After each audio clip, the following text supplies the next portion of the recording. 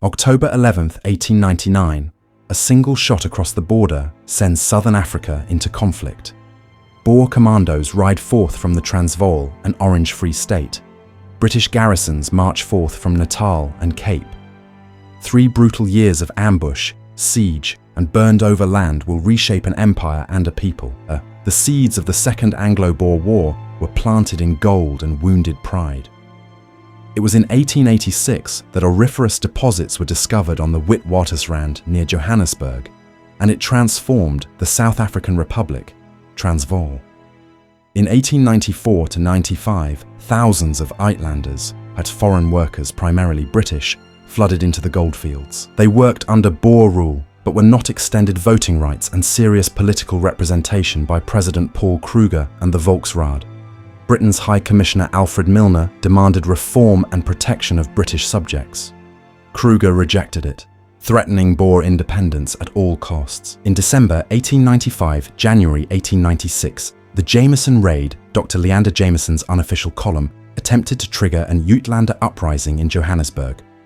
On January 2, 1896, following a march from Pretoria Johannesburg zones, Jameson's column was ambushed near Krugersdorp and surrendered on January 3, 1896.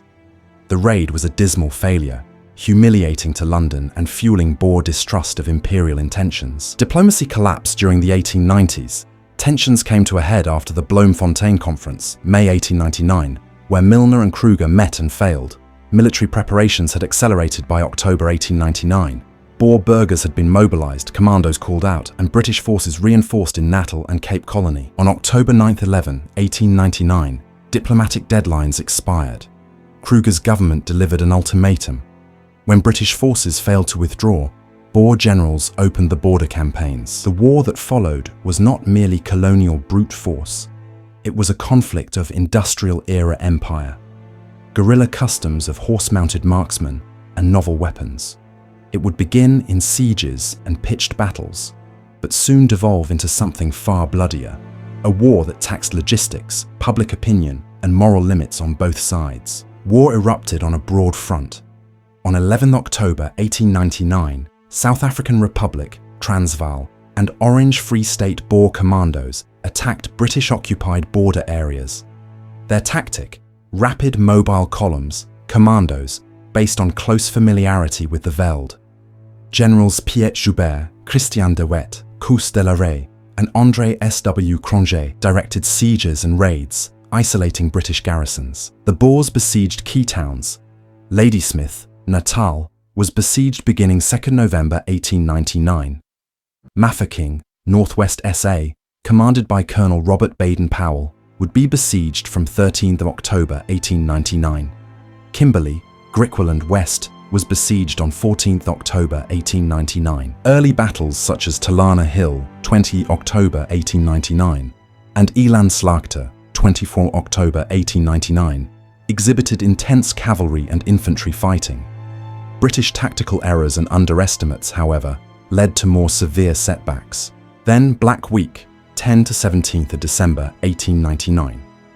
British armies were dealt 3 devastating defeats in rapid succession. Stormberg, 10th December at the Cape, Margasfontein, 11 to 12 December in Orange Free State, and Colenso, 15th December in Natal. At Colenso, General Sir Redvers Buller watched his men slaughtered by Boer Mausers on the south bank of the Tugela River. At Margasfontein, Highland brigades advanced into trenches. Casualties and prisoner figures shocked London. Public morale hit rock bottom. Britain had realised that this was not going to be an easy 6-week war. Boer marksmanship, countrycraft, and mobility exploited British command shortcomings and old-fashioned frontal attacks. Political pressure in London forced the administration to ship fresh troops and reassess command. Pride of the empire was hurt, and a worsening was in the offing. Following defeats of Black Week, London's government changed tack. Field Marshal Lord Frederick Roberts was made Commander-in-Chief in January 1900 and arrived in Cape Town on January 3, 1900 with big reinforcements. Lord Herbert Kitchener joined him as his Chief of Staff, an organiser and engineer who would change the campaign. Roberts's plan was methodical: to relieve beleaguered towns, open lines of communication, and capture Boer capitals, but the path was crimson. The Battle of Spion Kop, 23–24 January 1900 in Natal, was infamous for disorder. British troops ascended a summit at night to find they had topped a wrong ridge. At dawn, they were being fired on by a flank by Boer rifles. The summit was turned into a killing ground at the cost of heavy casualties, but improved numbers, new guns, and training in logistics tipped the scales. A relieving force forced Kimberley to be relieved of its siege on 15th February 1900.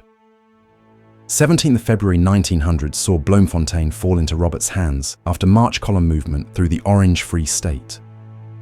News spread on 1st March 1900 that the sieges had been relieved by the British. Mafeking would not fall and would be relieved by 17th May 1900, indicating British determination and logistics. Roberts's thrust toward Pretoria was merciless. He demanded the seats of Boer administration to crash unbroken opposition. But the Boers, despite being routed in set-piece fighting, were not yet defeated in spirit. They retreated in groups of a few hundred, conserving guns and horses, to wage war in the open veld. The nature of the war was altering. Set-piece fighting was being superseded by mobile, guerrilla warfare that would test Britain's mettle and endurance. By mid-1900, the British arms had occupied the Boer capitals. Johannesburg fell on 31st May 1900, and Pretoria on 5th June 1900. The classic phase, sieges and set-piece battles, had been conquered largely by sheer numbers and heavy artillery. The majority in London believed that the war was over. Conquering cities, however, did not capture a nation. The Boer response shifted.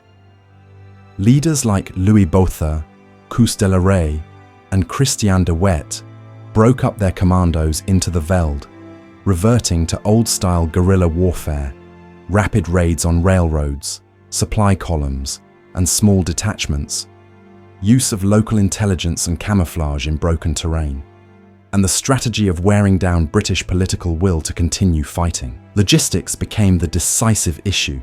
British, under Kitchener's leadership, began constructing a sophisticated blockhouse network and placing guards on railways. They utilized armored trains and mobile columns to chase commandos, but Boer raiders were expert derailers of rail and ambushers of reliefs. The countryside was devastated, farms left abandoned, livestock scattered, and civilians forced out. Political costs told out, pressures of recruitment, parliamentary controversy, and growing anti-war sentiment at home. International observers lamented the growing ruthlessness. The character of the war had changed, from empire building to a war of attrition and counterinsurgency. The next several months would test not just armies, but society and moral boundaries. The guerrilla war prompted a more savage British response. In late 1900 and throughout 1901, Lord Kitchener took measures to isolate commandos from civilian support. He built thousands of blockhouses linked by barbed wire to safeguard railways, employed mobile flying columns to burn districts, and sanctioned the seizure of livestock. The goal: starve the commandos of food, horses, and shelter. Most controversial was the relocation of civilians from contested zones to safe concentration camps.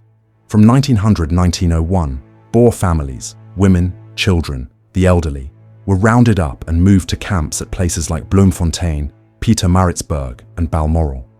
Conditions were catastrophic: overcrowding, poor sanitation, little shelter, inadequate rations, and outbreaks of measles, dysentery, and typhoid. In 1900–1902, over 26,000 Boer women and children died in British camps, totals which scandalized international opinion. British public opinion became polarized as reformers and journalists, foremost among them Emily Hobhouse, exposed camp atrocities in 1901. Her reports and photographs forced debate in Parliament. The British government improved rations and medical care later in 1901–1902, but the damage was done. Militarily, the scorched-earth policy reduced Boer supplies. Politically and morally, it tarnished the British cause and left wounds that would not close for generations. From 1901 and into early 1902, Boer resistance became heroic endurance. Commanders like Christian de Wet were masters of hit-and-run warfare. Louis Botha and Jan Smuts planned broader operations. There were some dramatic successes. Tweebosch, the 7th of March 1902, when British Major General Methuen was captured by Boer forces to show that there was still capability. But the Boers were plagued by crippling shortages, horses succumbing to starvation and disease, ammunition running low, and no secure base. Manpower and material advantage increased on the British side. Kitchener's blockhouse system, a total of about 6,000 kilometres, and constant sweeps limited guerrilla mobility. British intelligence by scouts, trackers, and local guides improved steadily. The economic expense, casualties, and political pressure in London made prolonging the war unpopular. Peace efforts would soon become a priority. Formal negotiations began in May 1902 at Vereeniging. Representatives of the Boers, General Louis Botha, General J.H. de la Rey, representatives varied, met British representatives to end the human costs. The stresses were everywhere: tired commandos, deserted homesteads, and grieving families. War had pushed both societies to breaking points, and both sought an honourable exit. The final settlement would offer amnesty and monetary reconstruction guarantees in exchange for the renunciation of sovereignty. The Boer republics would be annexed to the British Crown, but a path towards political reconciliation and the 1910 Union was perceived.